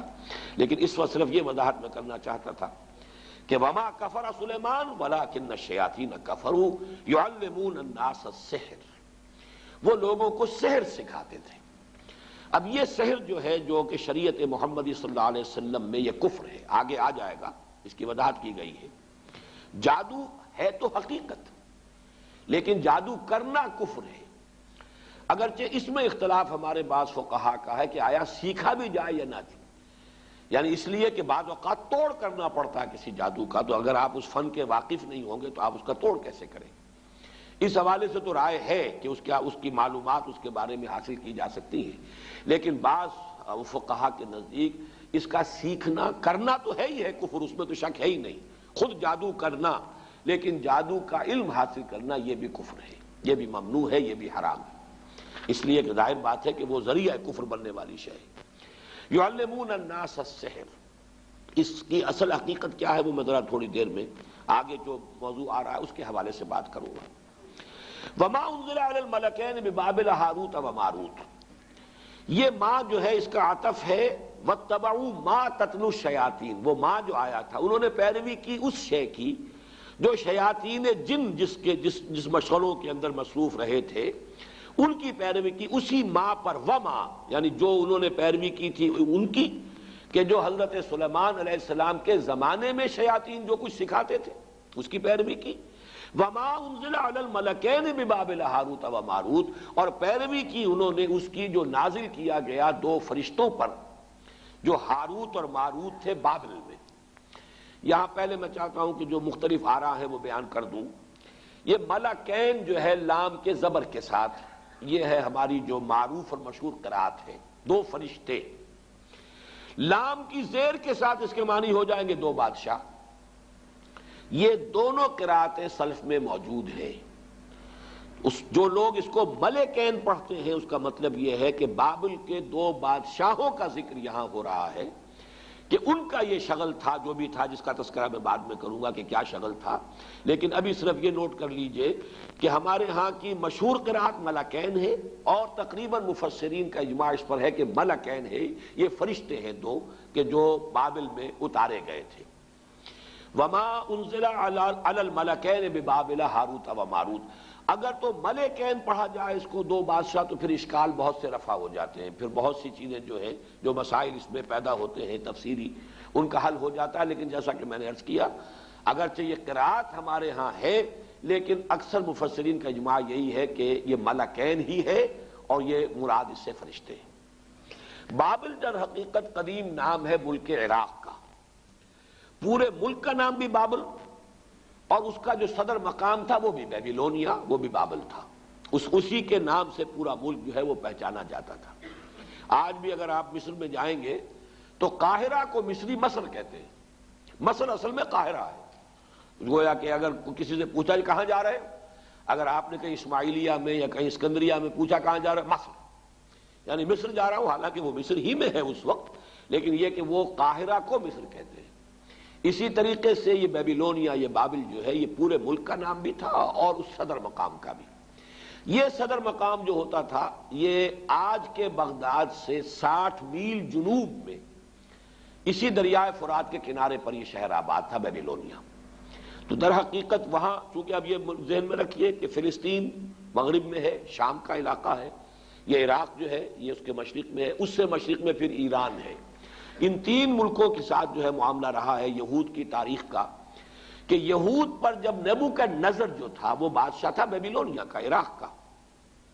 اس نے حملہ کیا تھا 6 صدی قبل مسیح میں، اور اس کے بعد جو اس نے یہ یوں سمجھیے کہ تقریباً حضرت سلیمان علیہ السلام کے 300 برس بعد، حضرت سلیمان کا زمانہ تو یہ تو گویا کہ تاریخ بنی اسرائیل کا جو ان کا گولڈن پیریڈ ہے، سنہری دور، اس کا نقطہ عروج ہے حضرت سلیمان کا دور۔ حضرت سلیمان کے انتقال کے ساتھ ہی ان کی مملکت 2 حصوں میں تقسیم ہو گئی، 2 بیٹوں کے مابین، ایک شمالی اس کا نام اسرائیل تھا اور ایک جنوبی اس کا نام یہودا تھا۔ یہ 2 مملکتیں بن گئی حضرت سلیمان کے انتقال کے فوراً بعد۔ زوال شروع ہوا، پہلے وہ اسرائیل تباہ ہوا، پھر یہ یہودا بھی جو ہے تباہ ہوا ہے نبوکدنضر کے ہاتھوں، اور ہیکل سلیمانی مسمار ہوا، 6 لاکھ آدمی اس نے قتل کیے یہودی، 6 لاکھ کو قیدی بنا کر لے گیا۔ یہ جو قیدی بنا کر لے کر گیا ہے، اور یروشلم میں ایک متنفس باقی نہیں رہا۔ یہ کیپٹیوٹی کا دور جو تھا، اس دور میں انہوں نے جو عراق میں جادو والا معاملہ تھا یہ وہاں پر جا کر سیکھ لیا۔ گویا کہ 2 آتشہ ہو گیا یہودیوں کا معاملہ، یہ جنتر منتر، جادو، عملیات، سفلیات، آکلٹ سائنسز ان کی جتنی تھی۔ ایک تو یہ کہ جو پہلے سے فلسطین میں موجود تھا یہ معاملہ، یہ انہوں نے وہاں سے شروع کیا۔ حضرت سلیمان کے زمانے میں ان جنات سے سیکھ لیا۔ اب ظاہر بات ہے کہ مکھی کی سرشت ہے، وہ گندگی پر بیٹھتی ہے، جن کی مزاج کے اندر گندگی ہے وہ تو جہاں سے بھی ہوگا گندگی اس کو حاصل کر لیں گے۔ حضرت سلیمان کے زمانے میں وہ شیاطین جن سے حاصل کیا۔ اب کیپٹیوٹی کے دور میں انہوں نے مزید جو ہے عراق میں بھی جو بہت بڑا گڑھ تھا اس قسم کی چیزوں کا، وہاں سے بھی انہوں نے سیکھا۔ تو گویا کہ یہ تمام چیزیں ان کے اندر رچ بس گئیں، ان کی شخصیتوں کے اندر، ان کے مزاج میں، جسے ہم محاورے میں کہتے ہیں گھٹی میں پڑ گئی۔ وما انزل علی الملکین ببابل ہاروت و ماروت، اور انہوں نے پیروی کی اس کی جو نازل کیا گیا 2 فرشتوں پر جو بابل میں تھے، ہاروت اور ماروت۔ اب یہ کہ وہ کیا نازل کیا گیا اس مسئلے کو سمجھ لیجئے۔ ایک رائے تو یہ ہے ہمارے ہاں، ایک تو خیر قصہ بیان ہوتا ہے، وہ قصہ تو ہمارے اکثر مفسرین نے، وہ یہود کی خرافات میں سے ہے، اس کو سب نے رد کیا ہے، لہذا میں اس کا تذکرہ بھی نہیں کرنا چاہتا۔ عام طور پر جو بات کہی جاتی ہے وہ یہ ہے کہ اللہ تعالیٰ کی چونکہ ایک سنت ہے کہ کسی قوم پر عذاب سے پہلے پھر آخری امتحان، کوئی آخری ٹیسٹ، آخری فتنہ کہ جس سے ان کے اندر کتنی کچھ خباثت آ چکی ہو وہ ظاہر ہو جائے، اس کے لیے آزمائش کے لیے اللہ تعالیٰ مختلف صورتیں پیدا فرماتے ہیں۔ جب ان کے ہاں ان چیزوں کا رواج بہت ہو گیا تو اللہ تعالیٰ نے 2 فرشتوں کو انسانی شکل میں بھیجا، اور وہ فرشتے جو ہیں وہ ان کو کچھ وہ جادو وغیرہ کی تعلیم دیتے تھے، لیکن کہہ دیتے تھے دیکھو یہ کفر ہے، ہم فتنہ ہیں، مت سیکھو۔ لیکن یہ کہ اگر سیکھنا چاہتے ہو تو ٹھیک ہے، اگر تمہاری طلب یہی ہے، تاکہ معلوم ہو جائے کہ ان کی طلب کس شے کی ہے، ان کی اپنی فطرت کس درجے مسخ ہو چکی ہے۔ اتمام حجت کے لیے کہ بات واضح ہو جائے،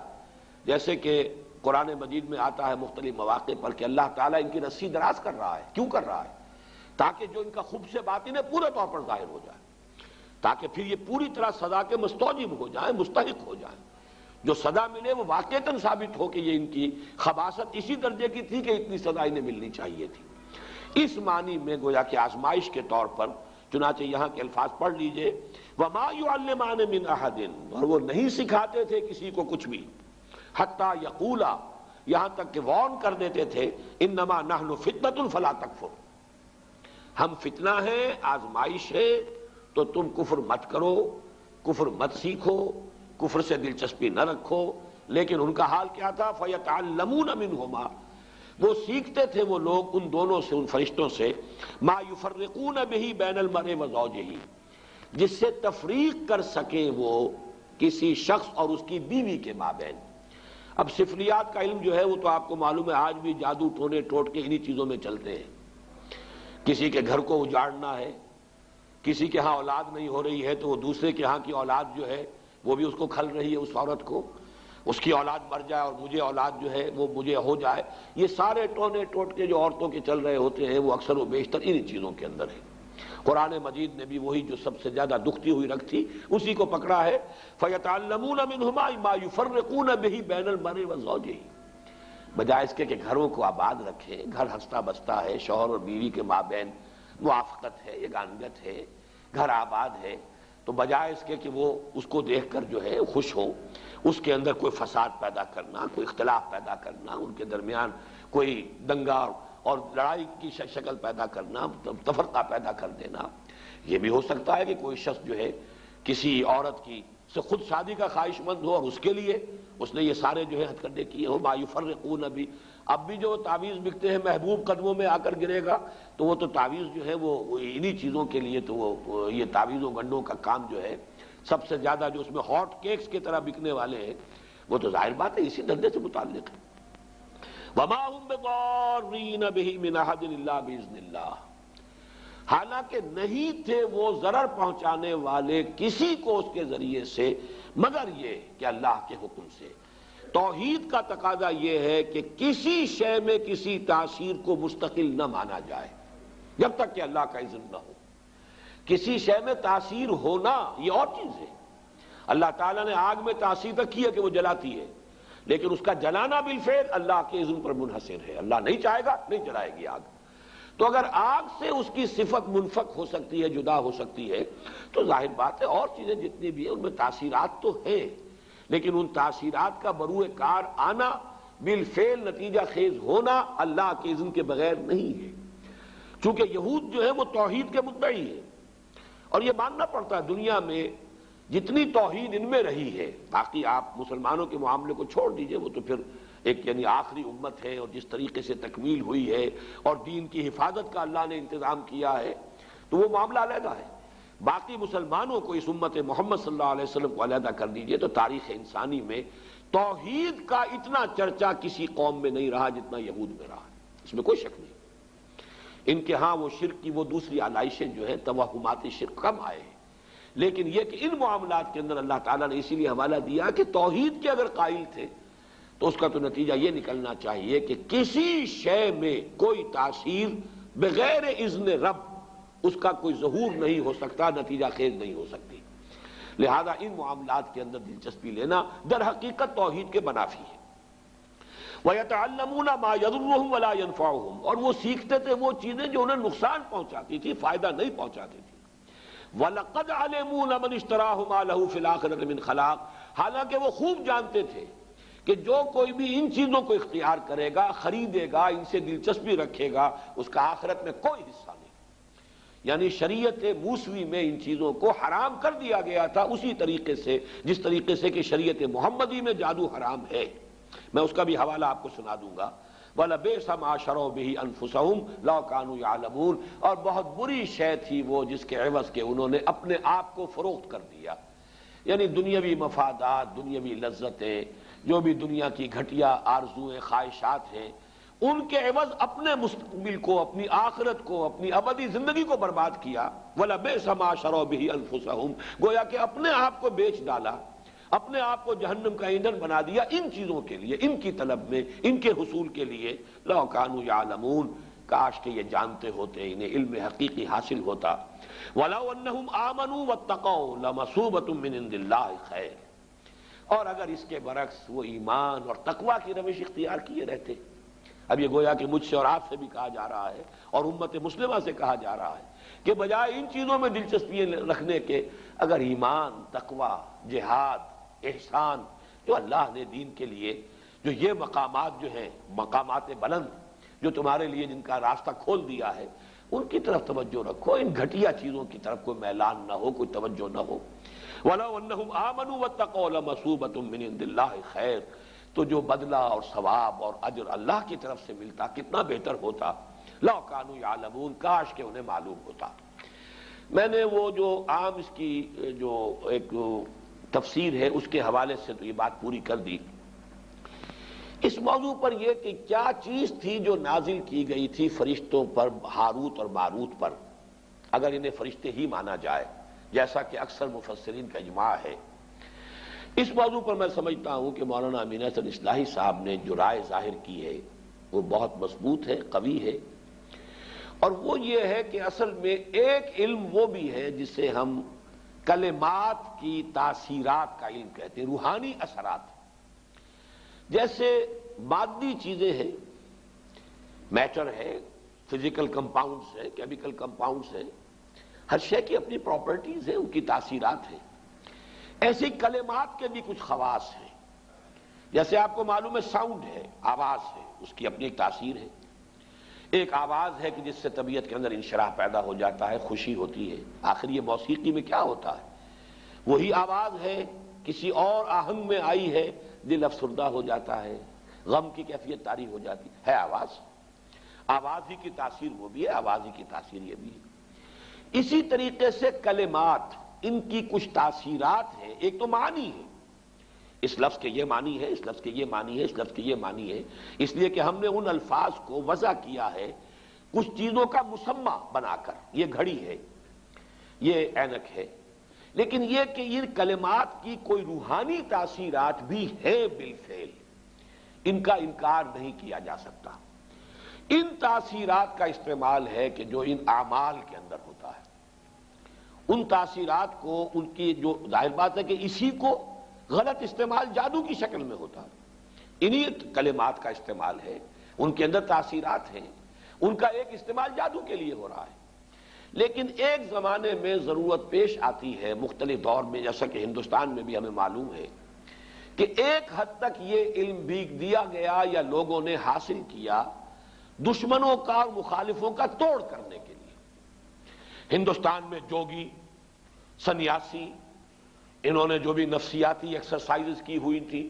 جس طرح کی جو بھی چلہ کشی کی ہوئی تھی، اس سے جو بھی لوگوں کے اوپر اپنی روحانیت کا ایک جو ہے وہ فسوطاری کیا ہوا تھا، روب ڈالا ہوا تھا۔ اب ظاہر بات ہے کہ اس روب کو توڑے بغیر یہاں ہمارے صوفیہ اسلام کی تبلیغ نہیں کر سکتے تھے، لہذا انہوں نے ان چیزوں کا علم حاصل کیا ایک درجے میں، اور ان کو حاصل کر کے اور پھر ان کا جو ہے مقابلہ کر کے انہوں نے اس میدان میں بھی شکست دی، اور اس کے بعد یہ ہے کہ ان کے لیے راستے کھل گئے کہ پھر انہوں نے دین کو سمجھا اور دین کی طرف آئے، اور جو اصل دین ہے اس کی تعلیم بھی ان تک پہنچ گئی۔ اسی طریقے سے آپ کو معلوم ہے ہندوستان میں یہ قوالی کا رواج کیوں ہوا؟ ہندو مزاج کے اندر یہ موسیقی جو ہے وہ ان کے مذہب کے ساتھ گندھی ہوئی ہے، رچی بسی ہوئی ان کے مزاج کے اندر، اس کے حوالے سے وہ ان کی پوری عبادات بھی جو ہے وہ بھجن ہے یا جو اور جس طریقے سے ہے، وہ ان کے ہاں اس درجے ان کی طبیعت ثانیہ بن چکے تھے کہ اس ذریعے سے ان تک بات پہنچانے کے لیے کچھ لوگوں نے اس راستے کو بھی اختیار کیا۔ اگرچہ وہ شروع میں جو یہ قوالی ہوتی تھی اس میں یہ مزامیر نہیں ہوتے تھے، انسٹرومنٹل میوزک نہیں تھا، وہ صرف یہ کہ ظاہر بات ہے کہ وہ میوزک جو اللہ تعالیٰ نے انسان کی اپنی آواز میں رکھ دیا ہے، جس کے لیے فرمایا گیا کہ قرآن مجید کو مزین کرو، زین القرآن باصواتکم، قرآن مجید کو اچھی سے اچھی آواز میں خوش الحانی کے ساتھ پڑھو تاکہ قرآن مزین ہو جائے۔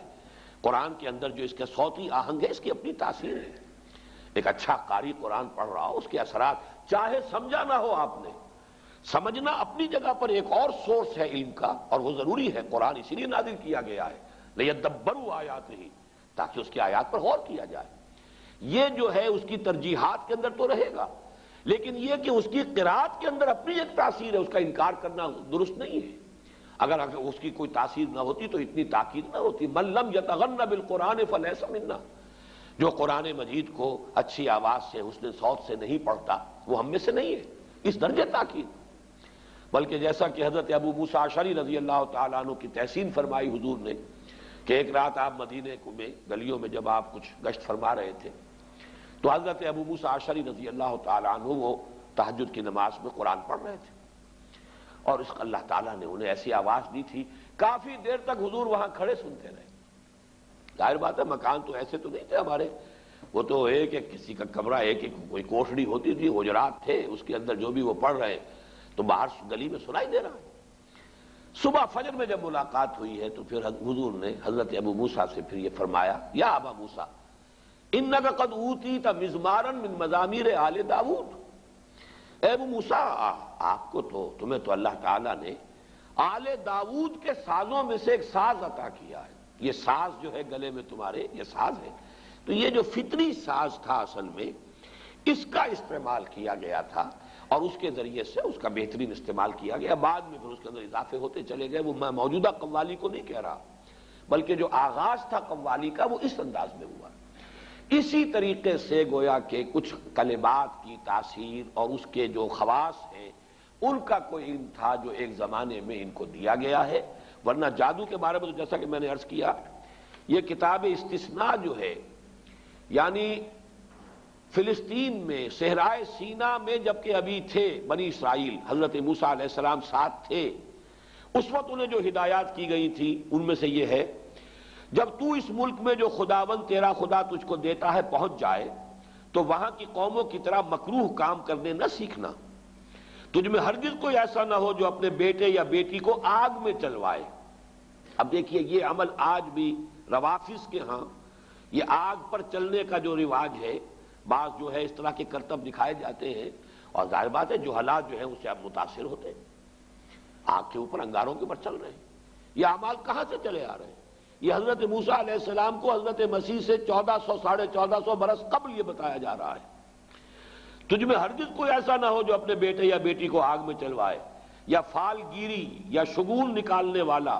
یا افسونگر، یا جادوگر، یا منتری، یا جنات کا آشنا، یا رمال، یا ساحر ہو، کیونکہ وہ سب جو ایسے کام کرتے ہیں خدا کے نزدیک مکروہ ہیں، اور انہی مکروہات کے سبب سے خداوند تیرا خدا تیرے سامنے سے ان کو نکالنے پر ہے۔ یعنی یہ جو اصل میں فلسطین میں جو قوم آباد تھی، فلسطین حضرت یوشع ابن نون، جوشع جو جانشین تھے حضرت موسیٰ علیہ السلام کے، ان کے ہاتھوں جب فتح ہوا ہے تو فلسطین میں جو قومیں اس وقت آباد تھیں ان میں یہ اعمال موجود تھے، لیکن ہوا یہی کہ انہوں نے جا کر وہاں پہ وہ اعمال ان سے سیکھے۔ پھر جب ان کا وہ دور آیا ہے کہ جب حضرت طالوت کو جالوت کے مقابلے کے لیے اللہ کے جو نبی اس وقت سموئیل نبی انہوں نے معین کیا ہے، تو جو اصلاحات ان کے ذریعے سے ہوئی ہیں، اور ساؤل اصل میں نام ہے تورات میں حضرت طالوت کا، ساؤل نے جنات کے آشناؤں اور افسوگروں اور جادوگروں کو ملک سے خارج کر دیا تھا۔ پرج ہوئی ہے جو ان کا جو گولڈن پیریڈ شروع ہوا، حضرت طالوت، حضرت داؤد، حضرت سلیمان، یہ 100 برس ہیں ان کے گولڈن پیریڈ کے، تو یہ پرج کر دی گئی تھی۔ لیکن پھر حضرت سلیمان علیہ السلام کے زمانے میں وہ جنات کے ساتھ جو ان کا خلا ملا ہوا، پھر وہ شیطانی اعمال، سفلی اعمال، وہ جادو، وہ ٹونے ٹوٹکے آ گئے، اور 2 آتشہ ہو گیا معاملہ یہ جب یہ عراق میں رہے، بیبیلونیا میں، کیپٹیوٹی میں، حالت اسیری میں، پھر وہاں پر جو معاملہ اپنی انتہا کو پہنچا تو اللہ تعالیٰ نے پھر وہاں پر جو ہے ان فرشتوں کو جو معروف تفسیر ہے اس کے مطابق فتنہ بنا کر بھیجا۔ اور دوسری رائے جو مولانا اصلاحی صاحب کی ہے کہ اصل میں وہ فرشتوں پر جو چیز نازل کی گئی تھی، بہرحال وہ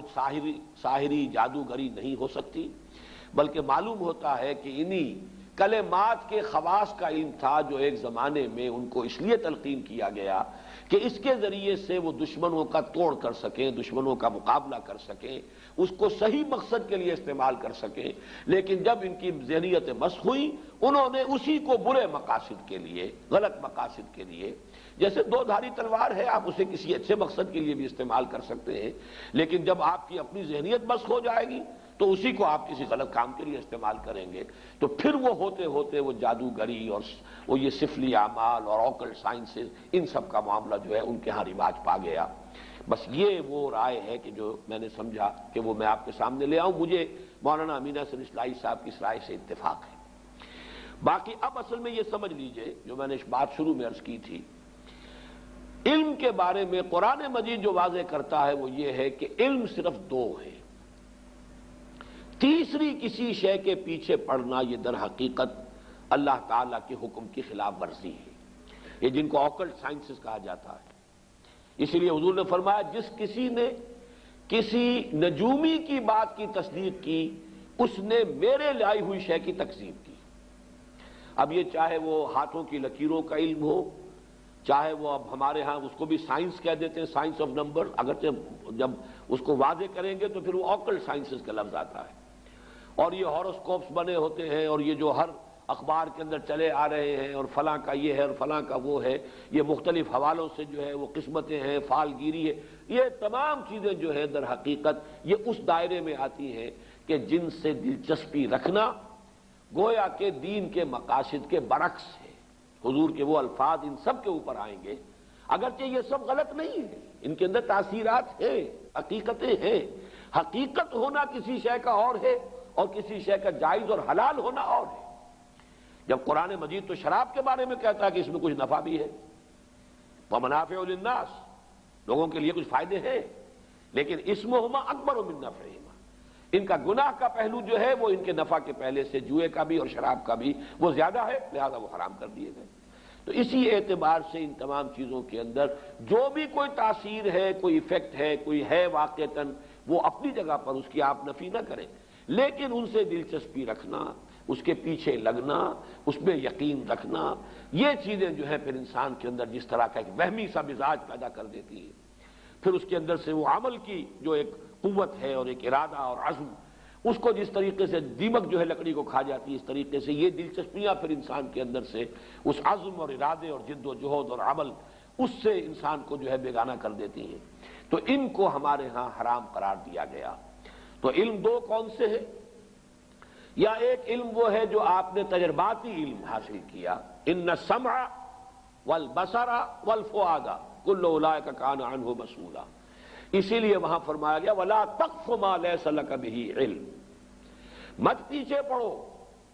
مت دلچسپی رکھو ان چیزوں سے جس کے لیے تمہارے پاس کوئی علم نہیں ہے، اس لیے کہ علم کے لیے اللہ تعالیٰ نے تمہیں جو ذرائع دیے ہیں، ان السمع والبصر والفؤاد کل اولئک کان عنہ مسئولا، اور اس مرتبہ جو منتخب نصاب کا درس میں نے مکمل کیا ہے، میں واضح کر چکا ہوں اپنی رائے کہ فؤاد کا ترجمہ جو عام طور پر دل کیا گیا مجھے اختلاف ہے، میرے نزدیک فؤاد جو ہے در حقیقت وہ یہ عقل ہے، فائدہ ہوتا ہے کسی شے سے کوئی شے اخذ کر لینا، آپ نے دیکھا ہوگا پرانے زمانے کی کتابوں میں کوئی چیز لکھی گئی اس کے بعد فے کا ایک نشان ڈال کر اب کوئی آگے جملہ آ رہا، فے یعنی فائدہ، اس بات سے یہ ایک نتیجہ یہ نکل رہا ہے، اس کو پلے باندھتے چلو، یہ فائدہ جو ہے یہاں سے حاصل کر لو پھر آگے بڑھو، تو وہ فے لگا ہوتا فائدہ کے لیے۔ فائدہ کیا ہے کہ آپ نے جو بھی سینس ڈیٹا آپ کو حاصل ہوا اور آپ نے اس کو پروسیس کر کے اسے نتیجہ نکالا، یہ ہے در حقیقت یہ فؤاد کا کام ہے، یہ ہے انسان کا ایکوائرڈ نالج، اکتسابی علم۔ دوسرا علم ہے وحی کا جو اللہ کی طرف سے گیون ہے، یہ ریویلڈ نالج ہے، اس کے لیے ہم قرآن اور سنت، اس لیے کہ سنت کو ہم سمجھتے ہیں کہ وحی جو ہے وحی جلی بھی ہے وحی خفی بھی ہے، حضور صلی اللہ علیہ وسلم کو قرآن بھی دیا گیا ہے اور اللہ تعالیٰ کی طرف سے آپ کو اور بھی وحی خفی ہوتی تھی، اور وہ آپ کو جو سنت سے جو چیز ثابت ہو جائے گی یا وہ ہے اور یا پھر وہ شے جو ہمارے تجرباتی علوم اور ہماری عقل اور ہماری سمع اور بصر کے نتیجے میں جو چیز حاصل ہوئی، یہ دو علم ہیں۔ ولا تقف ما لیس لک بہ علم ان السمع والبصر والفؤاد کل اولئک کان عنہ مسئولا، یا علم ہے قرآن اور سنت کا علم، یا اس سے استنباط، اس سے استدلال، عقل یہاں بھی لگے گی، اجتہاد جو ہے وہ عقل ہے، قرآن اور سنت کی بنیادی جو چیزیں ہیں ان سے استنباط کرنا، استدلال کرنا، قیاس کر کے نئی صورتحال کے بارے میں حکم جو ہے اس سے نکالنا، یہ عقل کا استعمال ہو جائے گا۔ لیکن سورسز یا ریویل نالج وہی خفی ہے وہی جلی، لیکن وہی خفی نبی کی، کسی اور ولی اللہ کی وہی خفی جو ہے وہ حجت نہیں ہے، کوئی بڑے سے بڑا ولی ہو، بڑے سے بڑا اس کا کشف ہو، بڑی سے بڑی اس کو جو ہے وہ بشارت ہو گئی ہو، دین میں حجت نہیں ہے، حجت اللہ کی کتاب اور اس کے رسول صلی اللہ علیہ وسلم کی سنت۔ اور ادھر ان السمع والبصر والفؤاد، ان دو کے علاوہ تیسرا یہ سارا دائرہ جو ہے یہ چاہے اپنی جگہ پر اس میں کوئی تاثیرات ہیں، حقیقت ہے، لیکن یہ کہ یہ چیزیں جو ہے ممنوع ہے، جس کو کہ یہاں پر کفر کے درجے میں کہا گیا وما کفر سلیمان ولکن الشیاطین کفروا، اور جو آخری الفاظ تھے وَلَقَدْ عَلِمُوا لَمَنِ اشْتَرَاهُ مَا لَهُ فِي الْآخِرَةِ مِنْ خَلَاقٍ، میں نے آپ کو کتاب استثناء ڈیوٹرانومی کا وہ اقتباس بھی سنا دیا ہے جو حضرت موسیٰ علیہ السلام کے زمانے میں انہیں کہہ دیا گیا تھا کہ ان چیزوں کی طرف نہ جانا، ان سے دلچسپی نہ لینا، ان کے علم میں تھا یہ کہ جو کوئی بھی ان چیزوں سے دلچسپی رکھیں گے، ان کی پیروی کریں گے، ان کے درپے ہوں گے، ان کا آخرت میں کوئی حصہ نہیں، وَلَبِئْسَ مَا شَرَوْا بِهِ أَنفُسَهُمْ، لیکن انہوں نے ان چیزوں میں مشغول ہو کر، ان میں دلچسپی لے کر برا انجام اپنے لیے خرید لیا، اپنی جانوں کو فروخت کر دیا بڑی بری شے کے لیے۔ لَوْ كَانُوا يَعْلَمُونَ، کاش کہ انہیں معلوم ہوتا، وَلَوْ أَنَّهُمْ آمَنُوا وَاتَّقَوْا لَمَثُوبَةٌ مِّنْ عِندِ اللَّهِ خَيْرٌ، اور اگر وہ ایمان اور تقوی کی روش پر قائم رہتے تو اللہ کی طرف سے اجر و ثواب بہت بہتر رہتا۔ لَوْ كَانُوا يَعْلَمُونَ، کاش کہ وہ جانتے۔ بارک اللہ لی و لکم فی القرآن العظیم ونفعنی وإیاکم بالآیات والذکر الحکیم۔